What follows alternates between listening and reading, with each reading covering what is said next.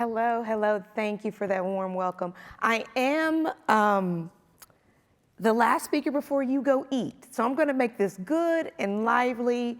And I just want to say I am so appreciative of Mark and Diane and just this whole summit. This is my second year, and it has just been a wonderful experience. I do want to say, as we have been here since 8 this morning, there are just a lot of things that have just resonated with me. I'm a product of the South Side of Chicago.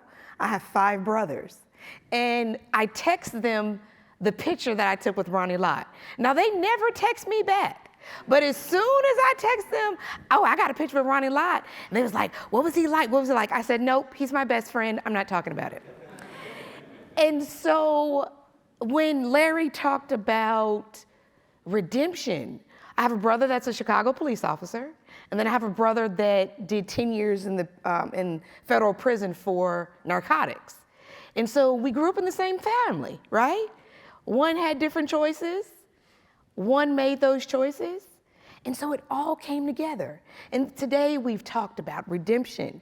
Brad Smith talked about what's your why in giving back. We talked about always be a rookie. You should be eager to take the challenge, to take those jobs, those assignments that no one wants. Talking about those 27 summers. Sam talked about those 27 summers. And so when we think of everything that we've learned, how are we going to give back? What are we going to do about it? And so here is an image from, it's called the Burning Man Festival. And it happens every year in Nevada. And one of the themes that they have there is called radical inclusion. And so radical inclusion is everyone should be included and welcome, everyone. And that you and you and you can all do that.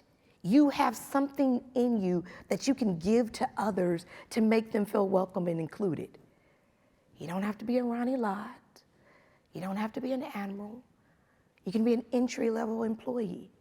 You can be a mom. You can be a dad. And so what is that? What shows up in your communities, in your companies, in your organizations to do that? And so we're going to talk a little bit about that. So due to time, we're not actually going to have time to take questions.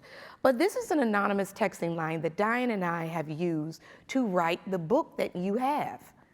Because sometimes people aren't, how can I say, they don't have enough audacity to ask some of those tough questions.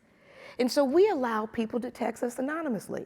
And sometimes we'll get back to them throughout the day, maybe even after this. And so during our time together, if you have a question, a criticism, or anything about what I say, utilize it. I don't know your phone numbers. And so please do so. Of course, we are here to talk about, to get inspired, to just continue to love on this wonderful man. And so one of Bill's principles is it's about the people, which we have heard all day. The top priority of any manager is the well-being and success of her company. In addition to that, he also said winning depends on having the best team, and the best teams have women. And for the women in this room, thank you for coming. Thank you for being those partners, those spouses, those inspiration. Did you notice that most of the speakers talked about their wives? And so women, as you become radically inclusive, make sure that you do that and you see and amplify women. And so there's research to this. We talk about inclusion this and belonging. Well, what are the companies actually doing? This is what they're doing. They're measuring what inclusion is. They have tools. Catalyst created an inclusion accelerator where they surveyed employees, CEOs, just like you, to see what are you doing to make people feel seen, valued, and heard? And then retaining and attracting talent. It's not only a good thing, a moral thing, but it's a business thing. 90% of respondents say inclusion is important when choosing an employer. Hey, I want to work for that company. They have maternity and paternity leave. They have grandparent leave. Yes, grandparent leave. 39% of respondents say they will leave their current employer for a more inclusive one. And so let's get right into it. Educating yourself is being inclusive. You did that today. You're going to continue to do that. How do you do that? I think of Larry's story. It's a feel-good story. Yay, he got hired. He took someone's life. He wrote a book. People ignored his past. But ask yourself, would you have been that person on the search committee to hire him? Or would you have said, let's wait a minute. Let's pause. Think about it. Have you educated yourself on incarcerated workers in the workplace? Do you know about recidivism?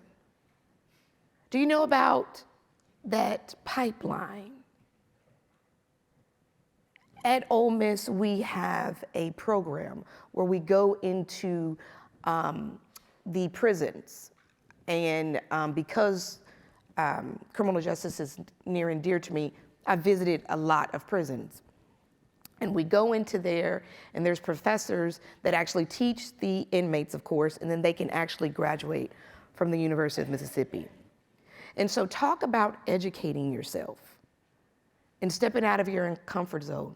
That's inclusion. That's that radical thing that you can do on your own free time. And so scan this for me. You have some resources on here that will propel you to do so. We know time is money. You don't have time to read books all the time. But what Diane and I have done is created a list of things that you can listen to, activities that you can do, that you can read, podcasts that you can listen to continue to flex that inclusive muscle so that you can be educated, so that you can learn about different demographics that you're going to hire and that you're going to retain. Because what did we learn today? You always got to be a rookie. You should be continually learning and wanting to do better. So who thinks they're a good listener? Can I get a show of hands? Who's a good listener? Okay, we have Ms. Smith here. I need some men to raise their hand. Okay. There are different things that make you a good listener. We want you to be not only a good listener, we want you to be an active listener. This is a familiar quote from Stephen Covey. You know the drill, right? Most people do not listen with the intent to understand. They listen with the intent to reply. So if you're going to do these radical things to welcome people in, you just can't go with your mindset. Oh, I know how to fix this. I know how to do this. You have to listen. And it can be uncomfortable. We learn a lot in our work that people, they want to do good. They often just don't know how. They want to be better than yesterday. They want to do good, and they want to be even greater. And so, what does that look like? I talk for a living. And so when I get home, my partner and my daughter, they're like, "Why are you quiet, Mom?" And I say, because I have listened and I have talked all day. And I want to be quiet. And so when I'm listening to my daughter or my partner, these are some of the things that I am intentional about doing. Being present and curious. These little things right here can keep us not present. being respectfully curious to people that you work with, listening to the needs and the wants to people that you work with, to company needs, seeking to listen rather than speak first. And because many of you are leaders in your areas, you're often the senior person in the room. And are you always the first to speak? Challenge yourself to be the last, to get the consensus of people that you work with, to hear what they have to say. Sometimes, you all know the saying, it's not what you say, it's how you say it. And that listening part comes in how you talk to others. Restating what you heard verbally in an email is a great way to hone in on your listening skills. I have a client, he is the vice president. And to make sure that he is listening, he takes the minutes.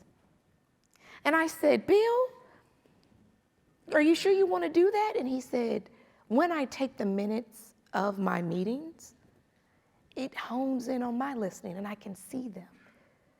And they think it's really cool that the vice president is taking minutes. Considering how your own advantages, many of us, as I see, are able-bodied, temporary able-bodied, because we know that can change. What other advantages do you have to make you a better listener, to make you more intentional? And of course, modeling vulnerability and encouraging vulnerability. We're going to talk a little bit about failures and when you have said the wrong thing because you're trying to be inclusive, and how you can be vulnerable when you have said and done the wrong thing, even when you have a good intention. So it has stopped. Here we go. Back to listening. Here's a conversation. My friend comes to me, Alex, my dog died. And I say, oh my God, I remember when my dog died too, and we had to have a funeral for her, and we have a headstone for her, and these are the things that we did. That's called shifting, since we're talking about listening. In the workplace, somebody comes to you and you say, yes, at my other job, we did this, this, this, and this. A good listener wants to support. A good listener will listen to people's feelings. They don't necessarily have to offer a solution, but they are going to listen and support. So those are two types of responses when people come to you in the workplace, when people come to you for a problem or a promotion or that stretch assignment. You can shift and make it about you, or you can offer support. How can I help you get to your goal? It's a lot of interesting people in this room. It's a lot of professional people that got connections in this room. And I'm a people watcher. I'm a sociologist by nature. So when we were in the press box yesterday, I was looking at you all, asking questions and shaking hands, kissing babies. And so when you are in these rooms, do you talk more about yourself and your accomplishments? Or trying to seem more interesting? Or are you going to be interested in other people? Are you going to ask more questions? Because as you become a better leader, because we're going to be better than we are yesterday, be mindful of that. People love to talk about themselves. And so inclusion and building welcoming environments starts with listening and making sure that you are interested in people, in communities, and systems. And when you listen, what can you do about it? How can you, in your orbit, be inclusive of others? And so, when you're listening and you're ready to ask those questions and you're ready to do something about it, Words matter. Words that we write, words that we read, and words that we say. These words, microaggressions, microaffirmations, this is just the tip of the iceberg when you think about words in today's society. Microaggressions, oh, you speak so well. English is not your first language. I can't believe you speak so well. You know, I often get sometimes, I'll say, hi, I'm Dr. Alexandria White. And people, sometimes they'll do that little, you're a doctor? What kind of doctor? I'm like, no harm. But it's like that little microaggression, that little verbal paper cut. And so words matter. How you pronounce people's name. As I meet some of you, I'm making sure that I pronounce your names and any pronouns. People with unique names. I have a lot of friends with unique names. And we talk about this in when they show up in places, new jobs, and people meet them for the first time. And they say, oh, can I just shorten your name? It's kind of hard to say. And I say, what do you say to them? And they say, sometimes they shrug and say, okay. But I want to give you the charge that if you're working with people who have unique names, be intentional on pronouncing them and being inclusive of that. Well, someone asked about failures today. And in order to be a better leader, you have to fail along the way. You're going to say something, you're going to do something that, is going to be cringeworthy. Me, Diane, we do this work for a living. And I have done that. So I extend grace to people all the time in this work. But many of you, all of you, alpha males, what do you do when you have a mistake, when you fumble the ball? Inclusion is about showing up and being seen and heard. But you fumbled the ball. You made a mistake. It's not always about getting it right. It's about you got it wrong, and what are you going to do about it? So this is the QR for our podcast. Chris, who just interviewed Larry, is my co-host. And what we do is we talk about controversial things that maybe some of you have been called out on. But the name of our podcast is called Call In. Because when you have made that mistake in your radical inclusion journey and welcoming people, we're still going to call you in and we're going to ask you what happened and what did you learn from it. We use these 4 things when we consult with companies and organizations. When I consult with CEOs who are on the verge of being canceled, you've seen it. When someone gets canceled in society, what happens? They offer the apology. They acknowledge it, even if it happened 10 years ago. We urge you to take time for personal reflection. What did I do? What did I say? How did it land and how did it impact others? And if you can, you want to offer to meet. Larry did that on a huge scale. He offered to meet with the people he had impacted 40 years ago by taking their loved one.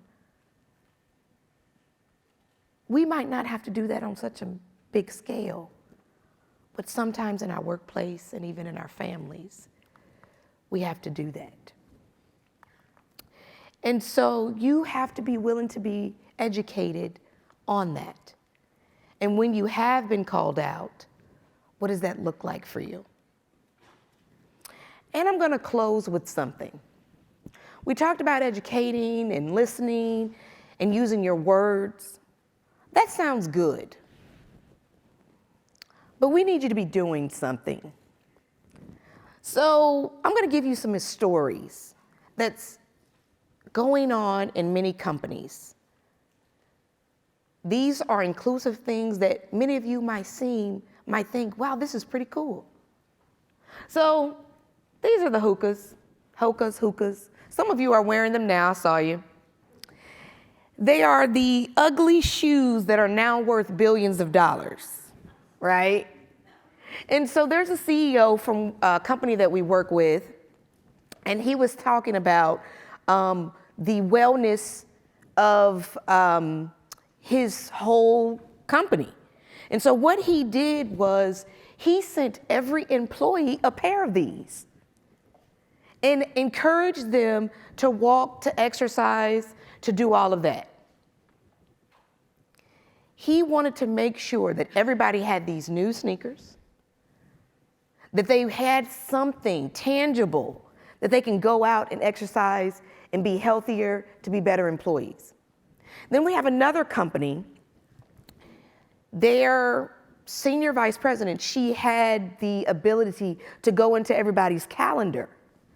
So she went into everybody's calendar that were under her and blocked off noon to lunch, or noon to 1 o'clock in whatever time zone. And she made sure that she sent an email, there will be no meetings during that time. You have to take this lunch. I don't care if you go eat, go do yoga, go walk around the campus, but you are doing that. We had another company where they made sure that all the grandparents, they implemented grandparent leave, which is if you could show that you are a new grandmother, grandfather, or whatever, they also wanted to give you that time. Because grandparents are so important, right? Diane's a new grandparent, her and Mark. And so you might not be a CEO, you might not be able to send out sneakers to everybody or control people's lunches. But what can you do? You can welcome people. You can ask about their names. You can properly pronounce their names. You can listen. You can go to that employee resource group, that business resource group. You can use what you are learning in your free time, those resources, to show up better, to have those uncomfortable conversations. And so as we close today and we go get something to eat, I think about how I'm going to continue to do this work every day. We are here, we are learning, we are meeting people. And so as you go forth and you think about inclusion, who can I recruit to be my conspirator in my company, in my startup, to be that co-conspirator on inclusion and a sense of belonging? Who can I listen to, or who haven't I listened to? These 50 questions, they came from people like you. They came anonymously sometimes. They came in meetings like this. And so we gathered some of the most robust, controversial ones so that we can give you tools so that you can go forth and prosper. Because radical inclusion is just not about doing things that could be on a large scale.